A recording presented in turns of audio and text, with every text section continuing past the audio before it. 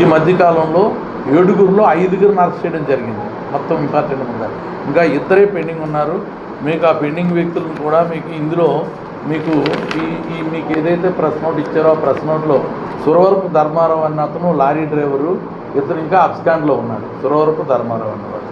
ఇంకొకటి ఏంటంటే మహమ్మద్ ఇక్బాల్ A3 అనమాట. ఇతను తండ్రి JS ట్రేడర్స్ అనమాట. ఇతను కూడా పారాయిలో ఉన్నాడు. ఇతను కూడా విజయవాడ.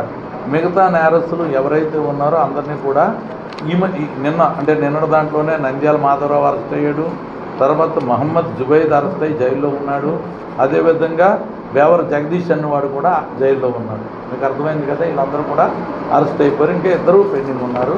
ఇది చాలా మంచి కేసు. ఇది చాలా కష్టపడి విజయవాడ అండ్ గుంటూరు ఇంకా కొన్ని పరిసర ప్రాంతాల్లో 200 కిలోమీటర్ల వరకు ప్రయాణం చేసి అక్కడ చుట్టుపక్కల ఏరియాలో కూడా లేకపోతే ఎంత లోకల్ వాళ్ళ సహాయంతో చట్ట పరిధిలో ఏదైతే BNS యాక్ట్ ఉందో యాక్ట్ని అద్భుతంగా వినియోగించుకొని చక్కని ప్రతిభ కనబర్చి ఈయన పట్టుకోవడం జరిగింది. ఈ పట్టుకోవడం వల్ల సంవత్సరం నుంచి పెండింగ్ ఉన్న కేసును ఒక కొలిక్కి తీసుకురావడం, దీనిలో అల్టిమేట్గా 4,50,000ని రికవరీ కూడా జరిగింది. అంటే యాక్చువల్గా కేసు స్క్రాప్ కింద అమ్మేటప్పుడు ఏమవుతుంది, 25 లక్షలు రాదు. లారీగా ఉండేటప్పుడు 25 లక్షలు, స్క్రాప్గా అమ్మితే రాదు. ఇప్పటికే సుమారు 4.5 లక్షల రూపాయల ప్రాపర్టీని హ్యాండ్ ఓవర్ చేసుకోవడం చట్ట ప్రకారం కోర్టులో ప్రొడ్యూస్ చేయడం జరిగింది. ముద్దాయిలందరికీ రిమాండ్ ఇచ్చారు. ముద్దాయిలందరూ కూడా బెయిల్ కాకుండా సెంట్రల్ జైలుకి వెళ్ళిపోయారు. ఇంకా 2 ముద్దాయిలను ఇందులో పట్టుకోవాల్సి ఉంది. అదేవిధంగా ఇంకా దువ్వాడ క్రైమ్ పోలీస్ స్టేషన్కి సంబంధించి క్రైమ్ నెంబర్ 254/2018 379 కేసులో ఇతను చాలా రోజుల నుంచి తప్పించుకు తిరుగుతున్నాడు అనమాట. అదే కదా, తప్పించుకు తిరుగుతున్న కేసులో అత్యంత NBW కోర్టు ద్వారా NBW ఇష్యూ అయ్యి ఉంది. ఈ NBW ఇష్యూ అయ్యి ఉన్న కేసులో కూడా అత్యంత చాకచక్యంగా ముద్దాయిని ఎవరైతే ఉన్నాడో Pasupu Shankar Rao son of late Chinnaiah age 45 years ఇతన్ని పట్టుకోవడం కూడా జరిగింది. ఇది కూడా కోర్టులో పెట్టడంతో ఇతను కూడా రిమాండ్ ఇవ్వడం జరిగింది. అదేవిధంగా స్టీల్ ప్లాంట్లో కూడా ఈ మధ్యకాలంలో స్టీల్ ప్లాంట్లో అనేక నేరాలు మీకు చూసుంటారు. స్క్రాప్ దొంగతనాలు అందరినీ కూడా కంట్రోల్ చేసి పట్టుకోవడం జరిగింది. ఇందులో కూడా కొన్ని కేబుల్స్ ఉంటాయి కదా, స్టీల్ ప్లాంట్లో రాత్రి సమయంలో వెళ్ళి కేబుల్స్ అవి దొంగతనం చేసుకొని పట్టుకొని వస్తున్న క్రమంలో ఇది CSF వాళ్ళు కంప్లైంట్ ఇవ్వడం జరిగింది. ఆ CSF వాళ్ళు ఇచ్చిన కంప్లైంట్ మీద ముద్దయ్యన గోపాల్ కర అన్న ఇతను కూడా పట్టుకోవడం జరిగింది. ఇతను ఆదివాసీ అన్నమాట. గోపాల్ కర తండ్రి పేరు దామోదర్ కర. హతిబారి గ్రామం పాడుబా అంటే కోరపుట్టు డిస్ట్రిక్ట్ ఇస్తుంది. హతిబారి గ్రామం కోరపుట్టు డిస్ట్రిక్ట్. ఈయన్ని కూడా ప్రయాణం చేసి ఇతను కూడా అరెస్ట్ చేయడం జరిగింది. ప్రాపర్టీ ఇతని దగ్గర వేసుకొని ఉన్నాడు. ఈ వెంటనే SI గారు లక్ష్మణ్ కానిస్టేబుల్ ఇద్దరూ కలిపి వెంటనే వాళ్ళకు అనుభవం ఉంది, ముందే బ్రీఫ్ చేస్తున్నాడు కాబట్టి గట్టిగా పట్టుకొని 2 చేతులు పట్టుకొని ఆ కత్తిని ముందు హ్యాండ్ ఓవర్ చేసుకున్నారు. అదేవిధంగా సెల్ ఫోను, అదేవిధంగా అతని దగ్గర తీసుకున్న కొంత డబ్బులు కొంత ఖర్చు పెట్టి ఉంటాడు. ఆ టైంకి ఒక 200 ఎంతో అవుతుంది, 2,000 మిగిలాయి. అంత 200 మిగిలాయి. ఆ డబ్బులు కూడా సెల్ ఫోన్ కూడా మీ ముందు ఉంది, దొంగిలించిన సెల్ ఫోను రికవరీ చేయడం జరిగింది. ఇందులో ఇంపార్టెంట్ విషయం ఏంటంటే ఇమ్మీడియట్లీ స్పందించి నేరస్తులు మీకు తెలుసు తప్పించుకుంటే వెంటనే దొరకరని మీకు తెలుసు. నిమిషాల మీద అతన్ని పట్టుకోవడం, ఒక మారణాయుధి ఉన్నా కూడా ధైర్యంగా ముందుకెళ్ళి పట్టుకోవడం అనేది అతను ముందే చెప్పాడు.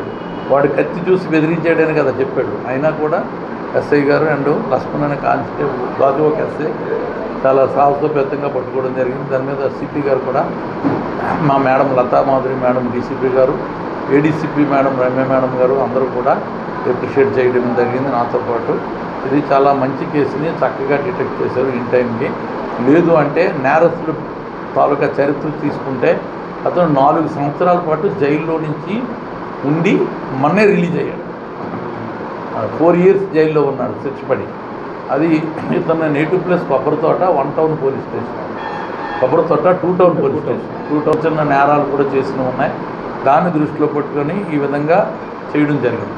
అయితే తరతనంతరం మళ్ళీ వీళ్ళు SI అండ్ ఇన్స్పెక్టర్ త్వరగా ఎంక్వైరీ చేస్తే తెలిసింది ఏంటంటే మామిడ వెంకటేశ్వర శ్రీనివాసరావు అన్న అతను ఇతనికి అతి దగ్గరలో, అంటే ఎవరికి ఈ MD ఎవరైతే సాయిబు జమీరుద్దీన్ ఉన్నాడో అతనికి దగ్గరలోనే ఇంకో ఫుడ్ కోర్టు అతను కూడా రోడ్డు మీద పెట్టుకొని చిన్న చిన్న ప్యాకింగ్స్ అమ్ముతారు కదా, 50 రూపాయలకి 100 రూపాయలకి అమ్ముతారు కదా, ఆ బిజినెస్ పెట్టాడు.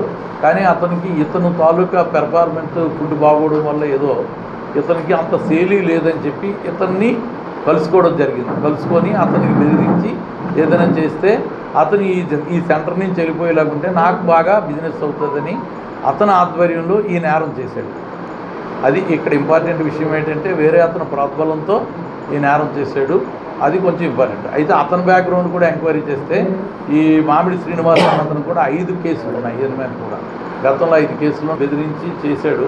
ఇంటెన్షన్ అయితే చాలా తీవ్రంగా ఉన్నందున ఇమీడియట్లీ కలువ చేసుకోవడం వల్ల ఒక ఇంపార్టెంట్ నేరం కూడా జరగకుండా కాపాడటం జరిగింది. ఇది ఈ కేసులో ఉన్న ముఖ్య ఉద్దేశం. తర్వాత ఇంకోటి గాజువా క్రైమ్కి సంబంధించి ఇది లాంగ్ పెండింగ్ కేసు. ఇది లాంగ్ పెండింగ్ కేసు.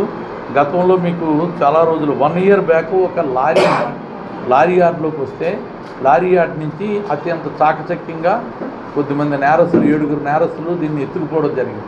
ఎత్తుకుపోయి విజయవాడలో వీళ్ళు డిస్మాండిల్ చేసేసి స్క్రాప్ షాప్కి అమ్మేశారు లారీని. అంటే దాని కాస్ట్ 25 లక్షలు లారీ తాలూకు cost.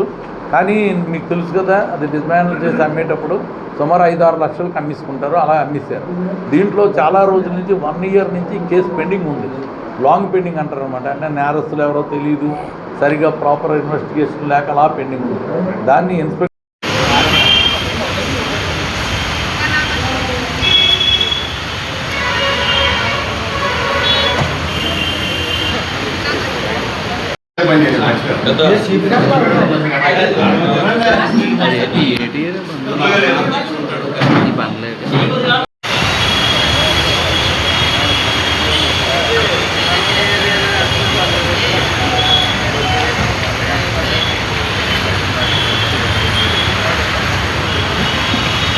Commissioner of police crime branch Venkatarao sir రావడం జరిగింది.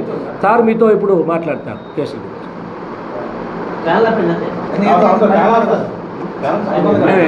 గట్టిగా చెప్తా. Okay sir.